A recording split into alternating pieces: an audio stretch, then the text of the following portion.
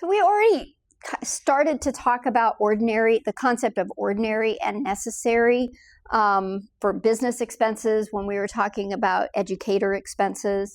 But we have to revisit that because the same restrictions apply to before we were talking about income, what counts as income. Now we're talking about what is a qualified deductible business expense. Because you may have a business expense, you may have an expense that you incurred for your business, but that doesn't automatically mean that it's deductible for tax purposes, even if it's an expense. It has to be ordinary and necessary. So same definition, ordinary, customary, or usual in that particular business.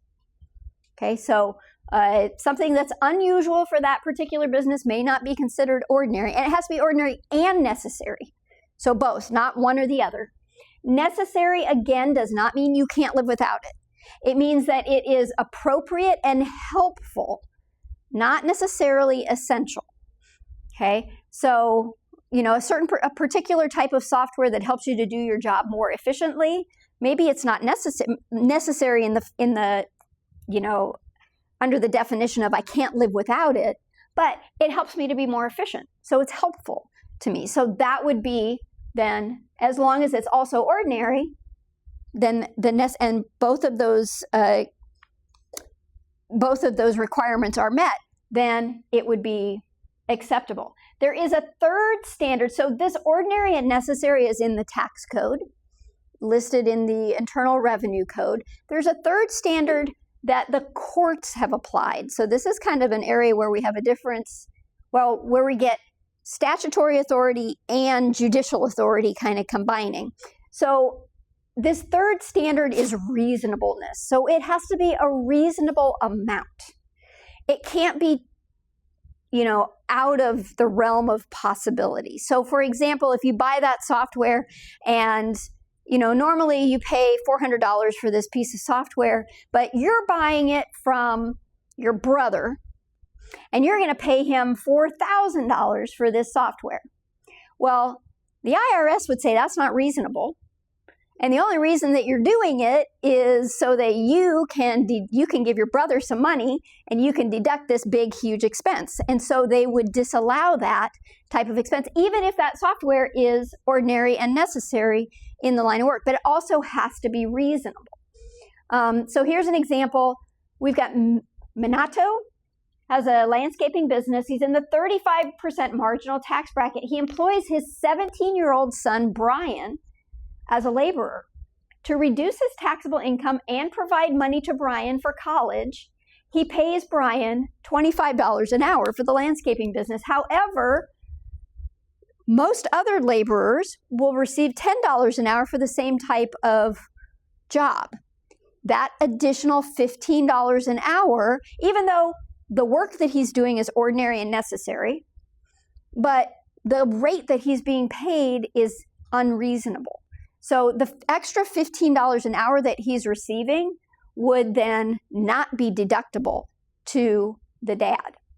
Okay? It would be disallowed because it would be considered to be unreasonable. Why is he doing this? Here's a kind of an example of how this works. He's trying to shift the tax burden away from him and onto his son, who pays tax at a lower tax rate. So if he can deduct if that extra $10,000, he can deduct it at his rate of 35%, but his son pays tax at 10%, he's just saved $2,500 between the two of them. So that would be considered unreasonable and would be disallowed. In addition, so the expense has to be legal. So it can't violate any laws. It also can't be for lobbying or political expenses. Those are not deductible expenses. And payments for fines and penalties are also not deductible. So if you're out driving your car, you're going from one place of business to another, you're visiting your clients, and you get pulled over for speeding. While you're doing that, the $200 that you have to pay for the ticket is not considered a deductible business expense. That's just going to be a personal expense. That would not count. Also, so illegal bribes, kickbacks, or other payments, even if they're ordinary and necessary, there are certain places where such things are ordinary and necessary for doing business. Usually they're foreign countries, but I'm sure there are places in the US where that occurs too, where you've got to, maybe you got to pay off the mafia, right? For your space, your business space. You're living in The Godfather. If you even if you have to pay that and it's an ordinary and necessary expense, it's illegal, and so therefore it's not deductible. Okay, so here's an example. Jay's has a hazardous waste management company. To transport the waste from the refining plant to the approved disposal area, he has to cross a public highway with the waste. The state permit for that, for transporting waste, is $2,500 a year. However, the fine for not having the permit is $50 per offense. So, because Jay's must cross a road only once every 2 weeks, he decides to forgo the permit. I'm not going to pay the permit. I'm going to pay the fine when I get caught. That fine is not deductible. The permit would be. The fine is not deductible. But in this case, if there's no other ramifications, it makes better financial sense for him not to get the permit because that's a lot more expensive. He just doesn't get to deduct the fines from his as a business expense. Let's see.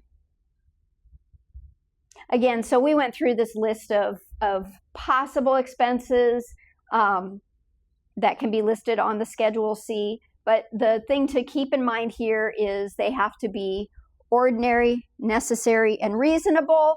They cannot be illegal. Lobbying and political expenses don't count, and payment of fines and penalties also don't count. So all those corporations that make political donations, they can make them. They're allowed to do that, and individuals are allowed to do that, but they are not deductible expenses. Okay?